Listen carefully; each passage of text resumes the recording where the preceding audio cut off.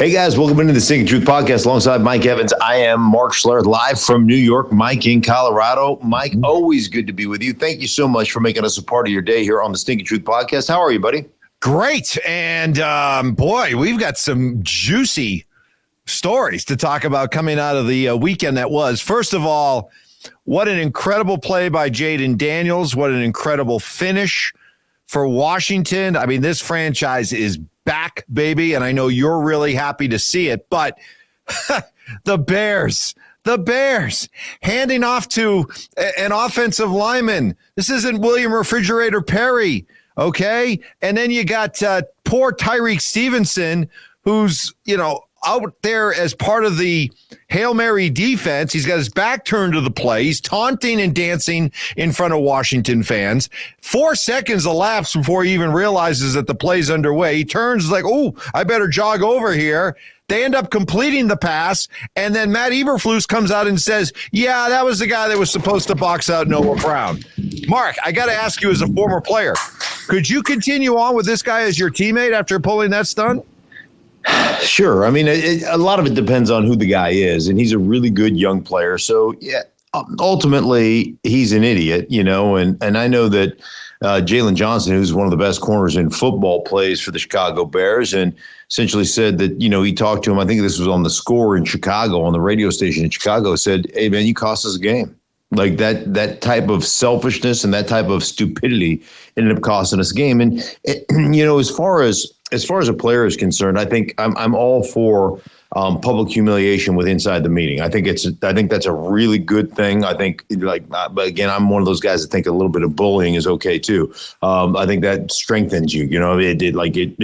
When you get made fun of a little bit, you gird your loins, for crying out loud. Whatever your loins and your girding is, you have to gird your loins and bow your back. And a little bit of bullying is a good thing. It makes us tougher. So I think I like that part of it, but. We used to have this thing. I was talking to Mike McDaniel about it, the head coach of the Miami Dolphins, just on Friday. And he referenced this. He brought this back in from my Denver days. And they do it in Miami as well. We used to have this Thursday. We would do a drill called 9-on-7. And it was just full go Woody Lowe, like run game. And this is just the most physical aspect of anything we do during the week, during the football season. I mean, we just are trying to literally beat the living shit out of one another.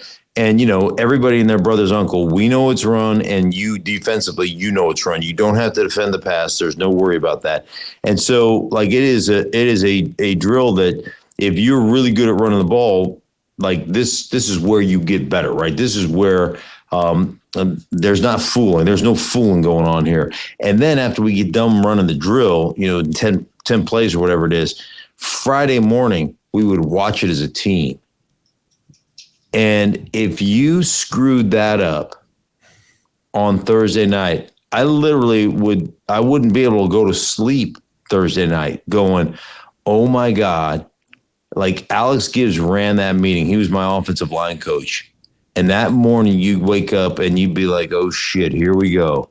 And it was total public humiliation in front of the team. And he would just rip your ass if you made a mistake or you didn't get a block. And there was nobody off limits. Not one person. I remember him ripping John Elway's ass for not carrying out his boot keep fake hard enough. He'd just be like, who the fuck do you think you are? And he'd just be going to town oh, I'm John Elway. I don't have to practice hard. I don't have to do what's required. If you don't run that, the proper way, if you don't give us a good look on the boot keep, how are we going to keep that defensive end from constricting and getting in on the tackle, you piece of shit? I mean, he'd just be awed. You'd be like, oh my God. And so this is how it was. And I think that's a good thing. There's an accountability there from a public humiliation standpoint that I think is a really good thing. So I've heard people say, well, they ought to bench him. No, they ought to just publicly humiliate him. You cost us a game. But it's deeper than that. The fact that Matt Eberflus doesn't even jump on that hand grenade. The fact that this guy comes out and says, no, we did it right. There was the play before the Hail Mary. that Hail Mary went, I think, 64 yards in the air and still came up 3 yards short of the goal line. So this Tyreek Stevenson was out there jawing with the fans, they celebrating his victory, and all of a sudden the ball snapped and they're running halfway down there. Then he comes running over. He's supposed to box out. So here's how it works. You get a couple guys on right before the end zone, right? Like 2 or 3 guys there. Then you have a guy sitting in front. So if the ball gets tipped to him, he can catch it and hopefully jump over the goal line. And then a guy behind those 3, that's sitting back here, so that if the ball gets tipped up in the air, he's there to catch it. So you get a couple of jumpers to bat it down. You get a guy that's kind of guarding the guy in front and a guy that's boxing out the guy behind. Apparently, Stevenson was supposed to box out the guy behind, but he goes flying in there because he's late and he tips the ball up and there's Noah Brown to catch the ball and it's a touchdown. But the play before that, you just give them access to the sideline. So the Chicago Bears play the deep ball again. They give free access to the sideline, and Jaden Daniels throws a 13-yard out, which puts you in a position to throw the ball deep enough to complete the Hail Mary.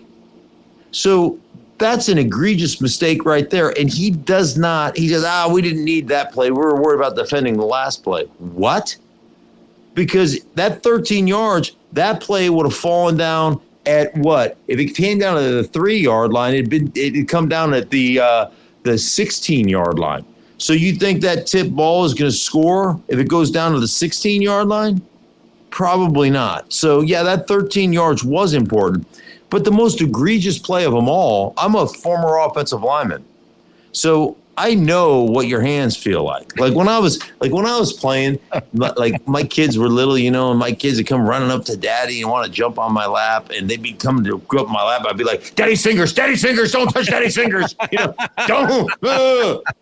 My hands are killing me, you little turds. So they're about to jump on your lap, your fingers are killing you. So this dude carries the ball. His hands are taped up. He's got gloves on. He's got those damn wrist guards on, right?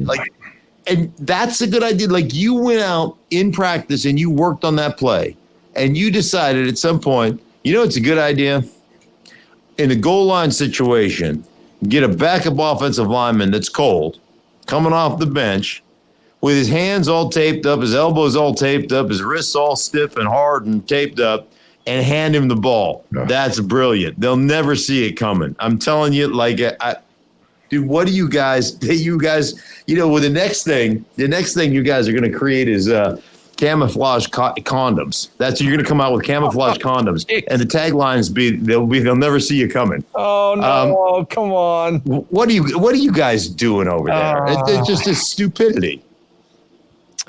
Oh, I'm sorry. I'm kind of stunned by what you just had to say there. All right. While we're on the subject of teammates doing things that might get other teammates upset, what do you make of Anthony Richardson tapping the helmet after a couple scrambles?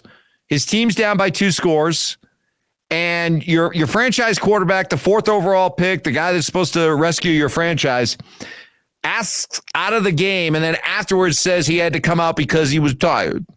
He was tired. So exhausted. He had to run. Dude, seriously, what are you doing? Let me ask you a question. Does Lamar Jackson run around a lot during the course of a game? Have you ever seen him, the 2-time MVP, pull himself out because he was tired? No. Because he got sleepy. He ran too hard. Do you see offensive linemen tapping their helmets to come out because they had to put a 12, 14 play drive together? It's tired. Dude, listen, man, if that's the case, you should at least lie about it. Right. Don't admit that you were tired and you had to come out. Yeah. Lord have mercy. Like, talk about a guy that doesn't understand football. Like, one, you're awful. I mean, this is one of those situations where you guys drafted him really high because he's an exceptional athlete. And it's like Deshaun Watson, right? Remember Kevin Stefanski kept reaching out and saying, hey, he kept reaching out and saying, hey, Deshaun Watson gives us the best chance to win. Like, really? Because what happened last week when Deshaun Watson was nowhere to be found? Oh, you won a game finally? Yeah, with Jameis Winston throwing 300 and some odd yards, apparently, you know what? You're a liar because Deshaun Watson does not give you the best chance to win. That's obvious. And ultimately, at what point are you going to realize with Mr. Tapped Out because I was tired that he doesn't give you the best chance to win? And ultimately, I understand, Mike, that you have to, right? You draft a dude that high that you give that guy an opportunity. But at some point, it's about the other 52 guys on your team that are trying to win games. And right now, he does not give you the best chance to win a football game. The guy that gives you the best chance to win a football game is Joe Flacco. And at what time are you going to look at something like that and go, dude, you're not ready for prime time right now? Like that, you will never live that down. Like, how are you ever going to live that unless you become like an MVP type player? How do you live that down? I didn't even think about it really until we started talking about it. I think what would bother me the most as a Colts fan isn't so much him tapping out. It's him not being able to lie about it and him actually admitting it.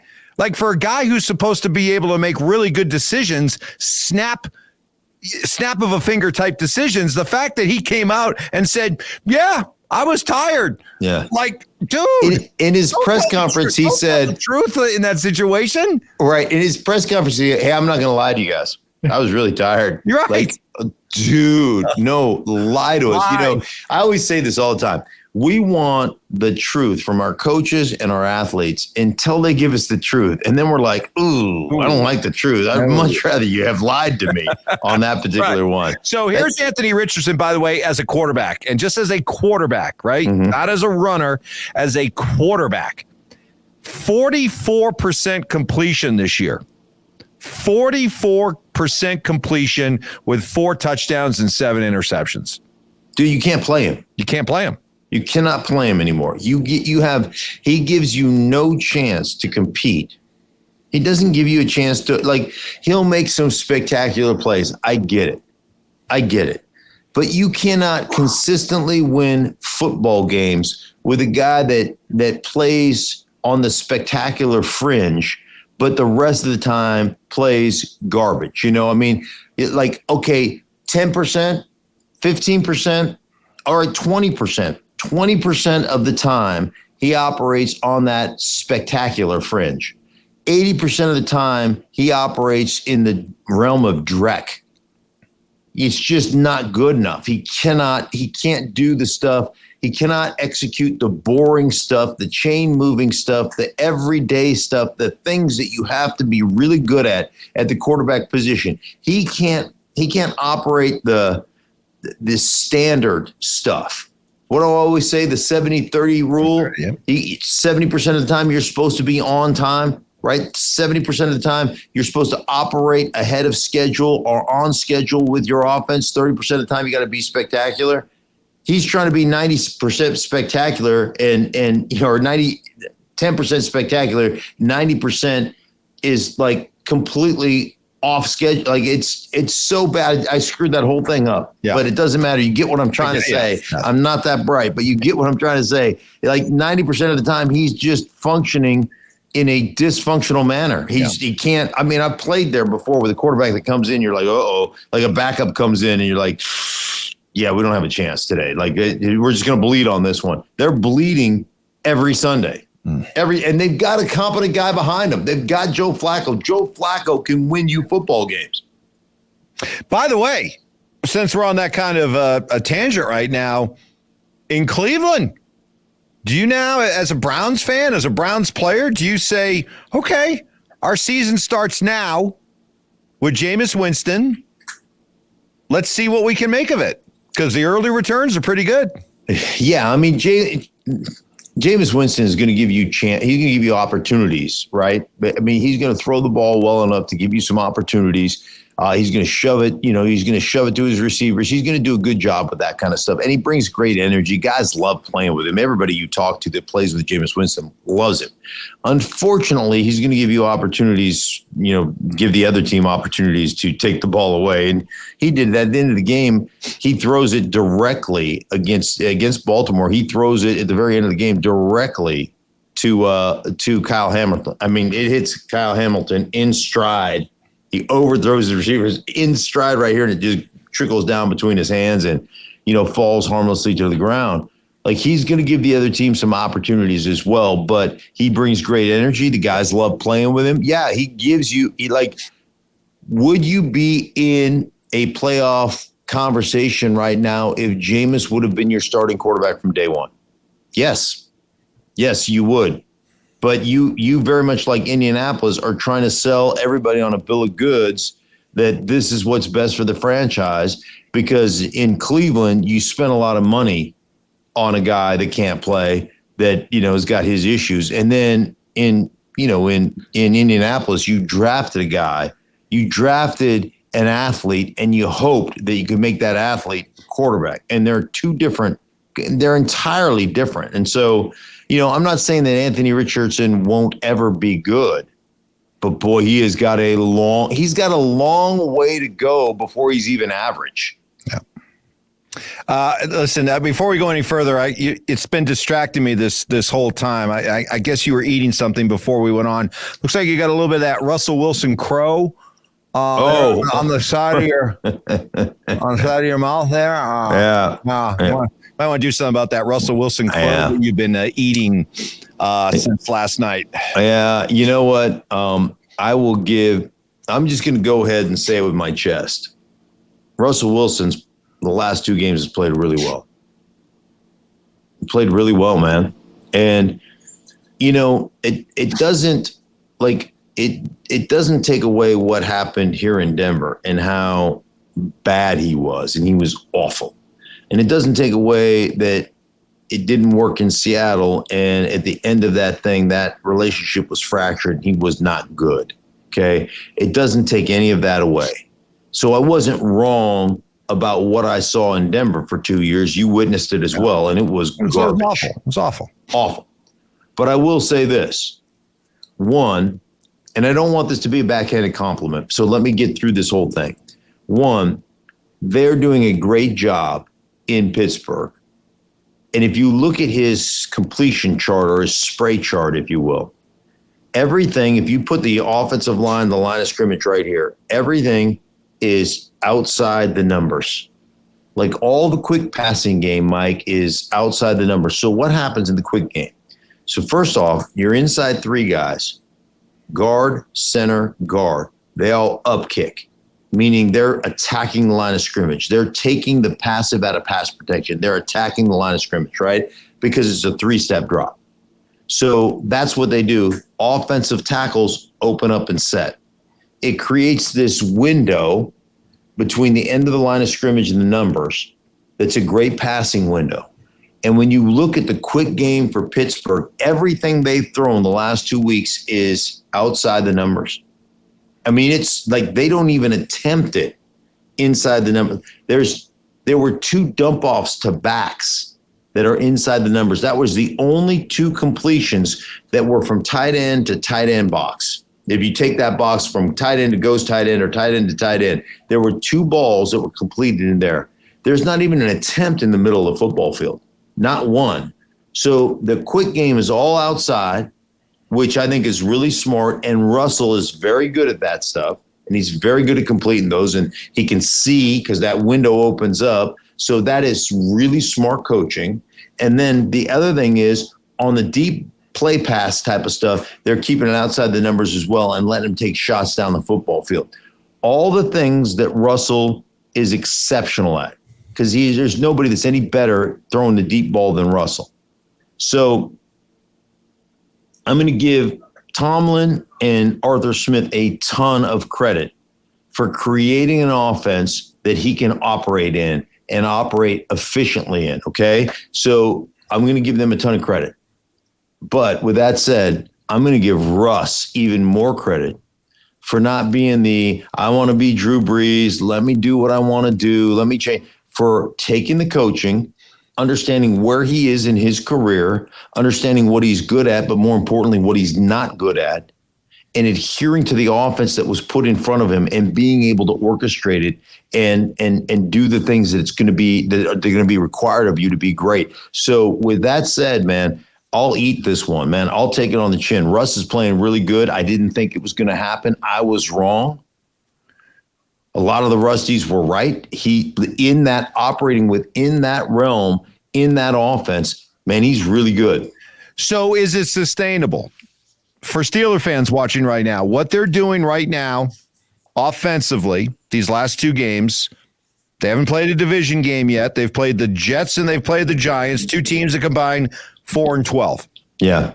Is it sustainable? Yeah, therein lies the $64,000 question, because they're going to play better. Like, they haven't played a divisional game yet. And Cincinnati, their backs are against the wall. Joe Burrow came out the other day and said, hey, we got to win 7-9. If we win 10 games, we can get to the playoffs. Baltimore, they haven't played Baltimore yet. We know how good Baltimore is, especially on the offensive side of the ball, although they're dead last in defending the pass in the National Football League. So they've got some issues as well. Cleveland certainly looks like a better team now that, Deshaun Watson is injured and Jameis Winston has taken over.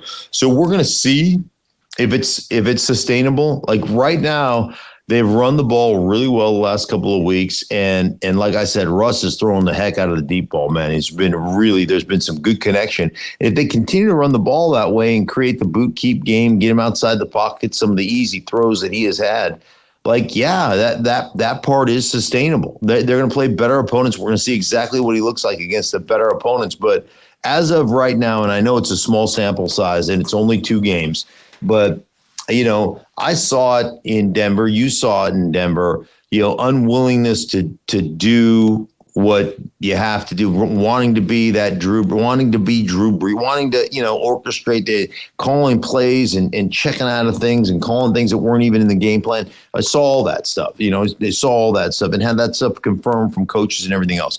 That said, dude, what he's done these last 2 games is super impressive, and tip of the cap to Russ, man. I was wrong. He was right. And I'm okay with that. I'm okay with that. I was always a Steeler fan growing up. So he's playing really good right now. It's really cool to watch. This Jets implosion, you couldn't draw this up. I mean, this thing is spectacular. Yeah. I mean, this is the implosion of all implosions. I mean, is there anything, even with the benefit of hindsight, that could have tipped you off that this was a possibility? I know you were really high on the Jets. Yeah. You picked them to win the AFC East this year, and yet it has just been a colossal disaster is the only word that comes to mind. Yeah, this is, I don't know what's worse than a dumpster fire, but whatever it is, it's worse than a dumpster fire. Like this is so bad. And what are you going to do? First off, you turn the keys over to Aaron Rodgers, and Mr. Aaron Rodgers, who said, well, people think I have some type of authority. What authority do I have? Oh, I don't know. Everybody you've ever played with in the past at Green Bay was on this team at one point or another. Mm-hmm. So don't tell me the Jets just go, you know what we need? We need more aging Packers players who can't play anymore to come bolster our roster. Come on, dude. Seriously. Did you hear what he said when, the head coach, Jeff Ulbrich, said, hey, we're in a dark place right now. The only thing I know how to do is, come out swinging and basically do the work. And Aaron starts talking about dark places and you got to embrace the dark and shove some ghee butter up your ass and whatever else that is I do. He does that darkness retreat. That's what I'm saying. Very familiar with the dark. Yeah, he's very familiar with the dark, and he does do something with ghee butter. I think you're only allowed in that dark retreat water and ghee butter. As I remember, maybe I'm wrong on that. Maybe I made that up in my own mind. But what are they going to do? Yeah. They were better offensively. This is no lie. They were better offensively with Zach Wilson. Let that sink in. Mm-hmm. They have Devontae Adams. They have Garrett Wilson. They've got Breece Hall. Oof. And they were better last year with Zach Wilson. And you've gotten a coach fired because, and I'm not saying that's all Aaron Rodgers' fault. It's not, but a coach got fired to to provide a spark. You went out after the coach got fired and got Devontae Adams to provide a spark. And you're 0-2, and you've got what looks to be no chance at winning. Like, what an absolute train wreck the New York Jets are. Who's been more disappointing to you this year, the Jets or the Cowboys? The Jets. Like, I always expect the Cowboys. Well, I expect the Cowboys to at least compete for that division. Right. But I always expect the Cowboys come playoff time to take a shit in their helmets. So that's just my expectation. But the Jets, I really did. I thought the Jets, with the defense that they were going to play under Robert Saleh, a revamped offensive line, being able to run the ball, and Aaron Rodgers just being Aaron Rodgers. Like, I really thought they were going to be good. How foolish of me to think that they were going to be something. Like, it was going to be fun to watch the Jets. It's miserable to watch the Jets. Miserable. It is. Boy. I saw, I don't know. I can't remember the name of the guy. It was a Patriot lineman, defensive lineman. Was like, man, it's hard. How did he put it? He goes, it's hard to watch Rodgers go out this way. He's like, he can't move. He said, yeah. I was chasing him down easily. Defensive lineman, big fat defensive lineman. It was like, I had no problem chasing him down. Dude, it is one of those things that's like every now, like 4 or 5 times a game, he makes a throw where you're like, wow. Yep. But then it's the other, 30 plays a game that you watch and you go, wow, oof, that does not look good. Like, it looks, I don't know. It just looks, he looks 40. How much is he hurting his legacy here? He's a 4-time MVP. He's won a Super Bowl. He's one of the greatest that's ever done it. See, that's an interesting, it's an interesting conversation because, he'll be a first ballot Hall of Famer regardless of what happens the rest of this year or not. So do I think he's truly hurting his legacy? No. This will always be an asterisk at the end of his kind of Hall of Fame resume. But, he's still going to go down as one of the greatest ever to do it.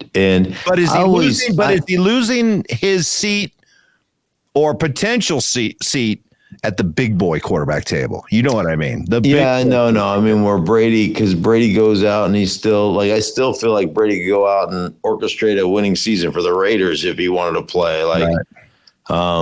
So yeah, probably that's a conversation that you can have. Although I always kind of look at it, a different way. Like, people would like, well, Jordan went on to play with the Wizards or whatever, oh, he's tarnishing his legacy and da-da-da. And I'm always like, man, it takes a certain amount of balls to go out when you don't have it anymore, when you're not what you once were, but you still love to compete and you still go out and try and go out and play. Like, there's something that I respect about that. But his body I just don't like the way Rodgers went about it. Like, I don't like the snarky arrogance. I don't like the, I don't have anything to do with I don't have anything to do with it. Come on, stop. Just stop lying and just come out and say, it's kind of the whole, I'm inoculated or whatever he said, right? It's like, own it, come out, be honest with it. I'm a quarterback. I had some influence. I asked for some of my buddies to come here. Why wouldn't I? What are you going to do about it? I would have much rather seen that than just deny. And the whole thing just looks like an absolute, just a train wreck. Yeah. It's not our job to tell a guy, hey, you're not the player you once were, so you need to stop playing to protect my memory of you. That's right. I mean, if the dude wants to continue to play, if Michael Jordan wants to go play for the Wizards, fine. But at least Jordan looked like he was enjoying himself. Rodgers' body language sucks right now. I mean, he looks like the most miserable guy out there. Well, but it's not only that. It feels to me, or it looks to me like everybody's miserable to have him. Yeah. I mean, it's just one of those situations where you're like, it feels like the Jets are biding their time until the guy, gets put to pasture. And at this point, they're just kind of putting up with it. Like, all right, that experiment failed. We pushed all our eggs into that basket and they're all rotten. And now we just got to live with a basket of rotten eggs. And I don't know, Rodgers just there feels like he's lost a certain amount of respect within the players that play there. And I don't know that to be true. It just feels that way when you watch them on tape. It just like everybody just feels to me like, oh gosh, here we go. It just feels that way. Well, hey, listen, here's some good news for Jets fans. Sean Payton's conducting some really good quarterback rehab right now, and I'm sure he'd be willing to trade Zach Wilson back to the Jets. What do you get for Zach Wilson from the Jets? Price is going up. Have to be draft picks, right? Yeah. Jets don't have anybody on their team you want, do they? I mean, everybody. There's like whether it's, Sauce Gardner. People are complaining about how Sauce Gardner is playing. Remember, he was the best corner in football or whatever, and now people are like, oh, he's not playing very well. He's not. It just seems to permeate that entire organization. It just feels like it just feels so dirty over there. So dirty. Yeah, just dirty. All right. Yeah. On that note. Oh, that's it, huh? That's it. Yeah. Well, I'm going to let you go back. I know you still have a heaping plate full there of Russell Wilson Crowe to chow down on. So I know you got seconds and thirds waiting for you. Right. I am starving. There's no question about that. Hey, good for Russ. I hope and this is the honest to goodness truth because, people make it personal. There's no personal hate. Now, I hated the way he behaved and I hated the way he played. There's no question about that. But I would love to see him kind of get back on top because it was like for me, it was like, man, you're playing your way out of the potential Hall of Fame conversation. And so I hope that this trend continues because, man, he was really good for a long time. Really good for a long time. So I hope it continues and I hope he continues to embrace the way they're asking him to play and he keeps doing that. And, and it'll be interesting to watch as they start to, venture into their division schedule and playing in the AFC North, how, if this continues, because it was two bad teams in the Jets and the Giants. But boy, I tell you what, he was really pretty good. So it's a cool thing to watch. All right, Mike. Hey, listen, for everybody involved in the Sink Truth podcast, for me, I am Mark. I'm Mark. And that's Mike over there. Hi, Mike. It's always good to be with you guys. I know, holy stupidity. Always good to be with you guys. Thank you so much for making us a part of the day. Please make sure you subscribe and download and do all those things. Share it with your people if you like it. Tell no one if you don't like it. Don't be an ass. And we'll be back with you later on in the week where Mike is making a comeback. You're making a comeback in your picks. Slowly but surely. So like the little engine that could. That's Mike. All right. We'll talk to you guys later on in the week.